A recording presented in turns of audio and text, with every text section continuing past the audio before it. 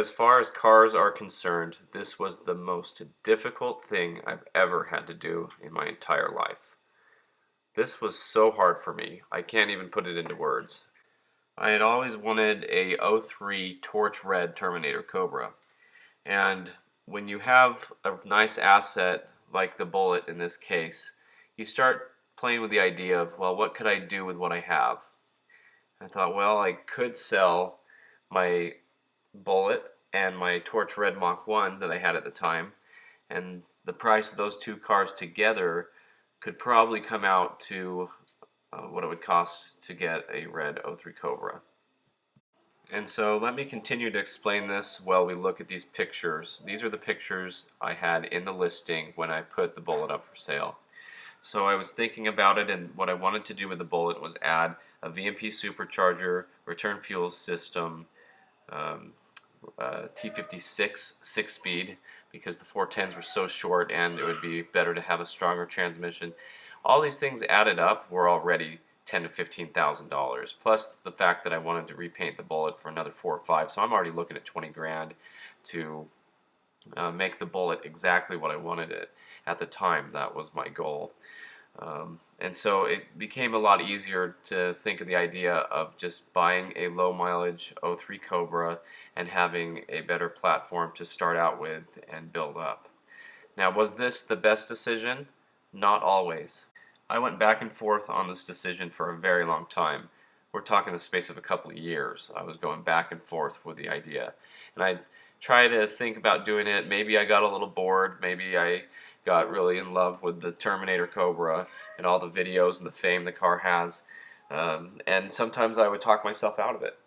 But over time, I just kept thinking about it, and I started looking around at red Terminators, and I just got to the point where I decided I wanted to do it. But I also had a lot of deep regret in the decision and thinking, I can't do this to the Bullitt. I love this car. I've done everything with this car. If you've watched the last 13 videos about this car, you'll know how much this car has been through with me. And a true blue Bullitt is a pretty rare car, especially when it's this one, which is one of 54 without the Mach audio system. So I was giving something up that meant a lot to me and was also a nice rare car. But it was also a higher mileage car. It's not going to be worth what an '03 Cobra is worth. But I figured if I sold it, I could probably get half of what I need to buy the Terminator. And if I sold the red Mach 1 as well, that would make enough to buy the Cobra. So the decision was made, and I went to California and I bought the most perfect 10th anniversary red '03 Cobra. It was everything that I wanted. I get in this car and I always feel like I made the right choice. Look at this beautiful 10th anniversary Cobra. These seats are so nice. The car smells new. 43,000 miles. This is everything that you would want in a Terminator, and it made me happy, and I was really excited to finally get my red '03 Cobra that I've wanted since they came out. And so I was thrilled with the decision, and I would do it again if I had to. But there's no doubt that I was crushed when it came time to list the Bullitt and sell it. And here I have it with all my other Mustangs lined up, and looking around, each car offers something very special. And the Bullitt, every time I look at it, it offered me something that the other cars didn't. It was a fierce, awesome car, and looking around, it completed the picture. I really loved the Bullitt. It was really something special to me, and some people didn't value that car, and for that reason it made me love it even more. And so it came time to go ahead and list the car for sale. Although I had my Torch Red Mach 1 as a daily driver, I did still drive the Bullitt a little bit, but a lot of time it sat under a cover and it was just hibernating. And this made it easier to sell because I wasn't looking at it all the time. It was kind of out of sight, out of mind. And so I'd go out and pull the cover off it, drive it around a little bit, look at it, and it was so special to me again. And my advice to other people when they ask me when they get bored of their cars if they should sell them, I say put it away for a few months and then go back out to it and see if you feel the same way. So I took the Bullitt for a nice ride up the highway, and this is kind of a desolate area, and I was just looking at this turnoff where I had the Bullitt parked, and I could just imagine the Bullitt parked there, and I could just see me out there with the Bullitt standing by it as I drove past with my family when we were headed up into the mountains right here. But I had a whole bunch of people ask me about the Bullitt when it was for sale. I had lowballers, I had people who were serious but never showed up. I had a couple of people who really wanted to buy the car in payments, and some people were willing to give me half down. And you know, but I said, I'm not giving you the car. You can give me the half down, and I'm going to hold on to it. And after 2 months, I'm keeping it if you don't come give me the rest of the money, because I'm not playing games with anybody. There's no way I'm going to give this car away. And one of the guys that wanted to buy it on payments, I did some research and I found out that he had bought a 99 Cobra and he blew it up the first day he had it. He was out swinging it around, doing donuts, bouncing off the rev limiter, just destroyed it. And I thought, there's no way I'm going to let this guy have my car. And I watched that guy from a distance. I watched him buy and sell a bunch of Mustangs and destroy them in that same time. And so one of the hardest things for me would be to see my car being abused and see the car going to the wrong person and having to watch it get destroyed or wrecked, or maybe even have somebody get hurt or killed in it. And so that was something really difficult for me. And so I got to the point where I said to my wife, maybe I don't want to sell the car anymore.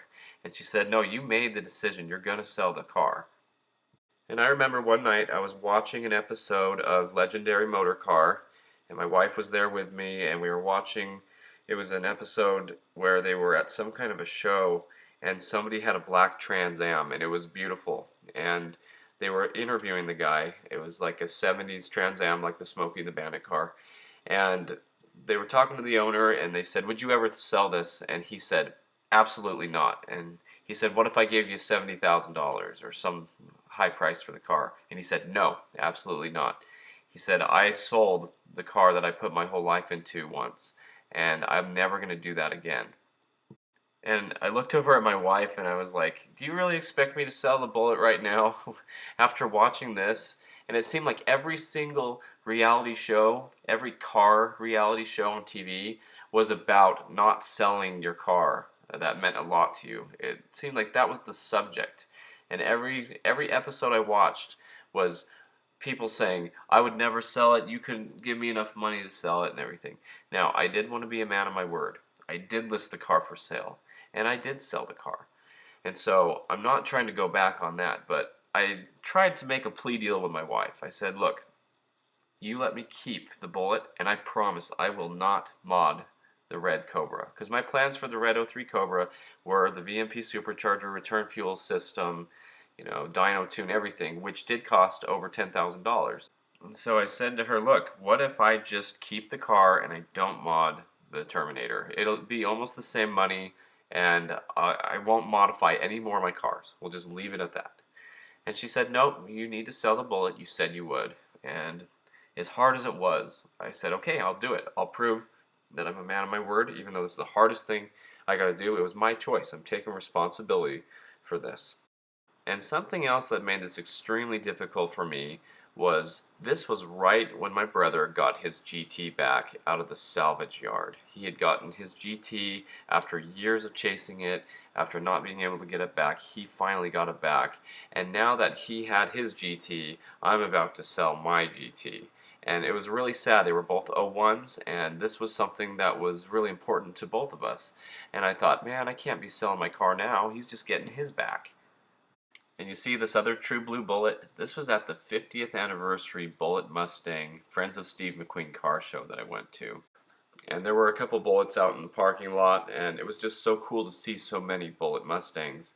And the ones that were a little bit more run down out in the parking area, they should have been in the show too, because they were real Bullitt Mustangs. But anyway, what I'm saying here is going to this show was so hard on me, because I knew in my heart that my Bullitt was for sale and I would be selling it.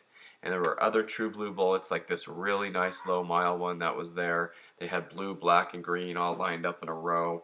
This was so fun to go and see so many Bullitt Mustangs. And as I saw so many green ones, I know everybody loves the green ones the best, but they all kind of blended in together, and the couple of True Blue ones that were there were really special. It made them even more special because of how rare they were. But anyway, I really loved this show, and I loved seeing all these beautiful Bullitt Mustangs lined up, and that made it extremely difficult for me to want to sell my car. I really wanted to just keep it at this point. You see all these Bullitt lined up, and the owners are all really nice, and they like each other, and There were a couple more blue ones here. And there was even a wrecked one nearby that was being parted out when I was there at the show. This poor blue Bullitt was being parted out. It was wrecked really bad in the back, and I wanted to save this car. But not only did this make me worried that someone was going to do this with my car if I sold it, but it also showed me how rare these cars are. And it was on that trip that I was on the way home and I stopped through Vegas and got this Bullitt mud flap aftermarket piece to fix the fact that mine didn't have it anymore. So I had just gotten even more of my Bullitt looking the way it should. It looked really good, plasti dipped on there. You couldn't even tell it wasn't blue. So I was so happy the car was coming together. And it did seem like the Bullitt was coming up with issues, trying to make me keep it. Like, oh, I can't sell this car. It's got this wrong with it. It's got that wrong with it. It was always fine, and the car always ran great. But one of the problems I had was the Torque Tech intercooler system was starting to leak. And the kit was missing a bracket that holds the inlet and outlet of the intercooler underneath the supercharger in place. And it was making it so that the inlet would walk loose and the O-ring was beat up and it was leaking water into the actual intercooler underneath the blower into the lower intake manifold. And it was kind of hard to diagnose that issue because the car was just kind of running kind of rough, and I didn't want to go out and race it when it was running rough, and I tried to diagnose it. So I ended up taking the supercharger off and finding that, and I have some video here of that from an older video of when I showed what I was doing with the car. So I'm going to put that video in right here. But it's a good thing I didn't run the car hard because it could have sucked water into the heads and everything at that point. But I did get that fixed. I spent over $1,000 on a Torque Tech intercooler and some other things to make sure that the Bullitt was perfect for the next owner, because I didn't want anybody to have a problem with this car, especially because I loved the car and I didn't want it to have any problems. So here's the video of the intercooler issue. So now the blower is just ready to get lifted off as soon as I take the belt off. Okay, so supercharger's off, and just as I suspected, the intercooler is leaking. Look at all that water. Holy cow.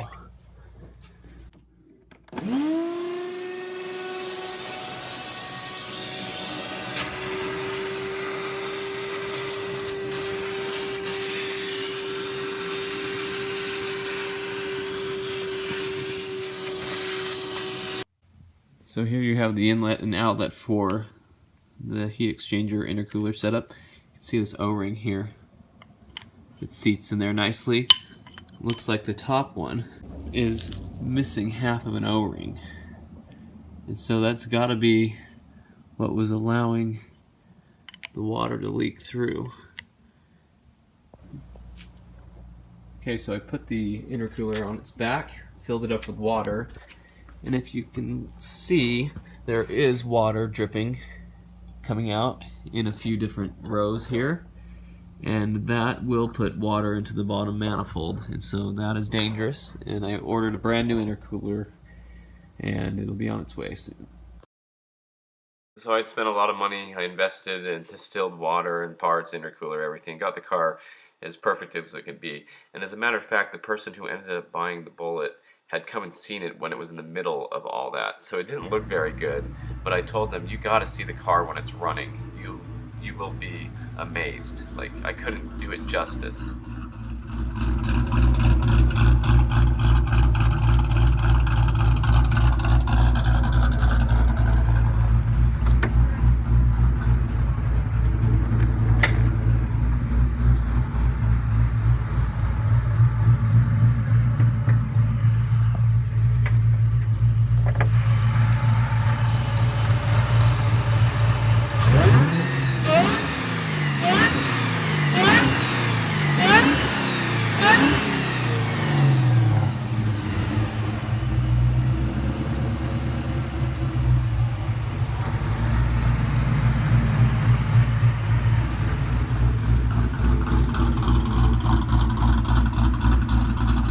So the guy who ended up buying the car had come to see it. He liked it. He lived about 6 hours away, and he was saying, yeah, I want to buy the car. I really like it, and I haven't even heard it run.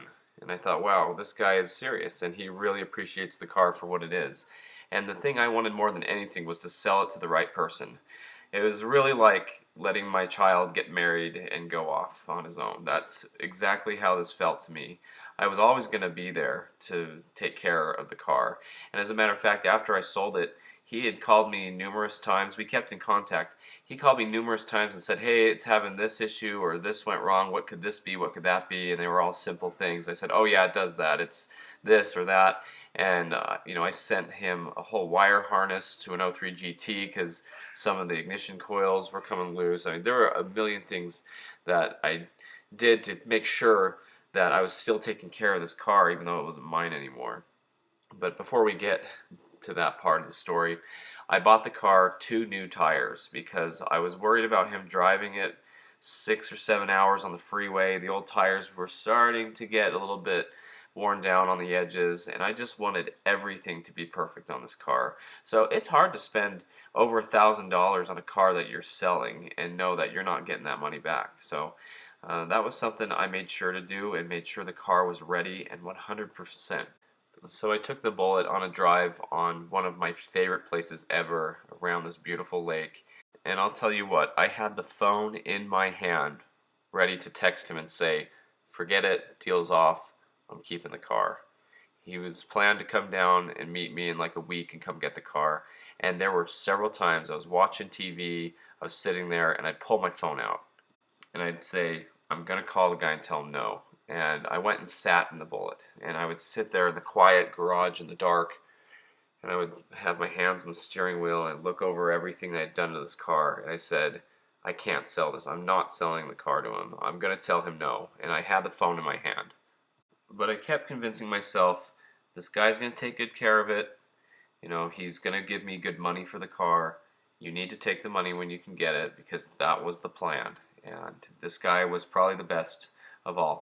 So it was set up that he was coming this day to come get the car.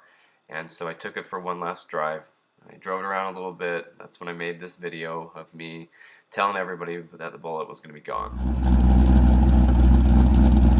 Alright guys, time to let the Bullitt go. This is crushing my heart. But it's a decision I made and it's ready to go. So here's a video of me giving it one last run through the gears.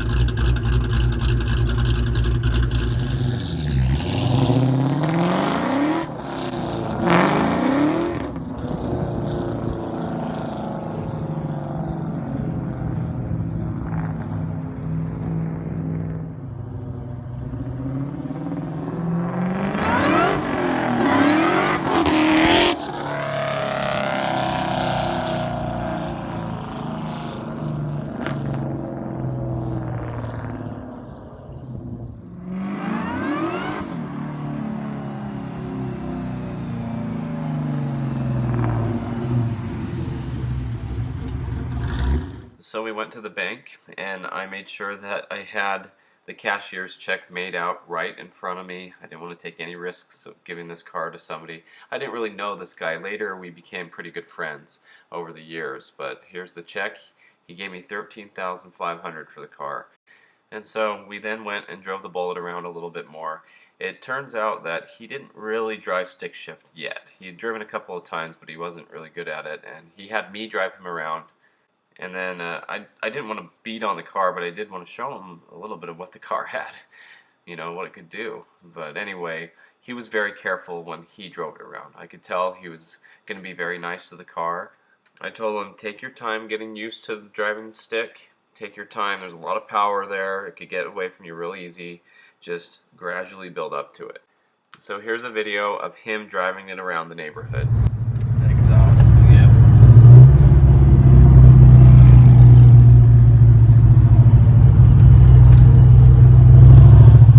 So I gave him the stock cap back. This is just a picture of the mufflers I wanted to have for my reference, because the Bullitt mufflers are special. They have a special part number from Ford on them. And I gave him 2 extra hoods and things to go with the car so that he could modify it and continue doing things with it. Now, since he wasn't that comfortable about driving the car, uh, especially home that far of a distance, he did rent a U-Haul trailer, and he came down with his dad, and they picked the car up, and he had me drive it up onto the U-Haul. I had done it a few times. We got it in a good place where I could just drive it right up, and I respect that because it took a lot of time, effort, and money for him to go get a trailer to get the car home, and they towed it all the way home. So here is the car on the trailer. As we were loading it up and putting the chains underneath it, I was showing him the SLP exhaust and all the stuff underneath the car that you could see, like the Terminator fuel tank and the tubular control arms, the aftermarket trans brace and the poly mounts, everything you could see underneath that car. Just chaining it up, it looked good. The wide tires. Alright, Bullitt, getting loaded up. Got a good new owner.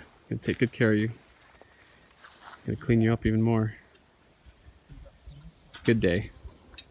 It's a tough day too. So the hardest thing ever was to watch this car drive away. I literally cried when it disappeared up over the hill with the trailer. I wanted to follow him all the way home. It was so hard for me. It was so sad.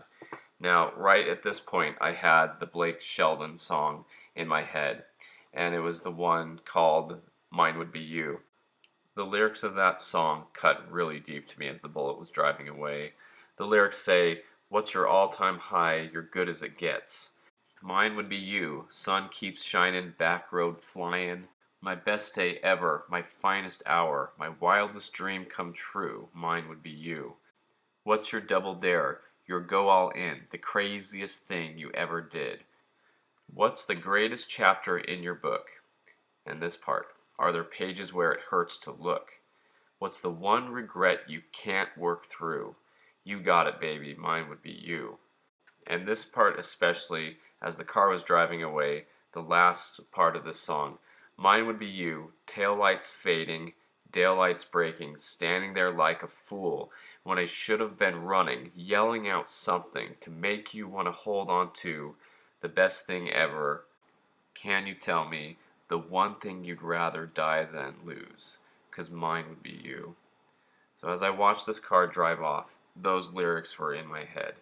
I should have been running, yelling out something to make him stop, tell him give me my car back.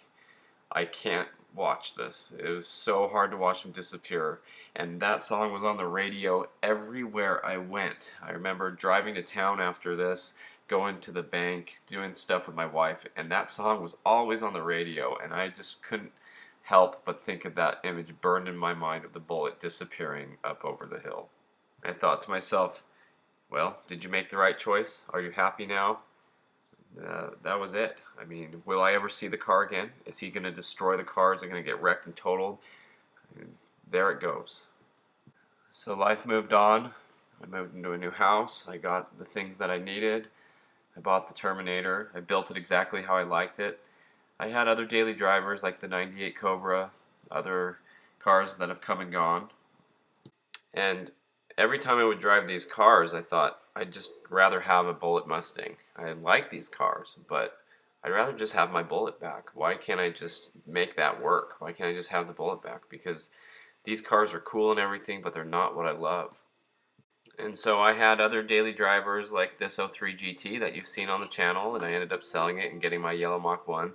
And other cars came and went, like my other zinc yellow Mach 1. I really liked that car. It was hard to sell that one, watch it go as well, but you see the new house and everything. I had things in my life changing and had the red Terminator that I wanted to build.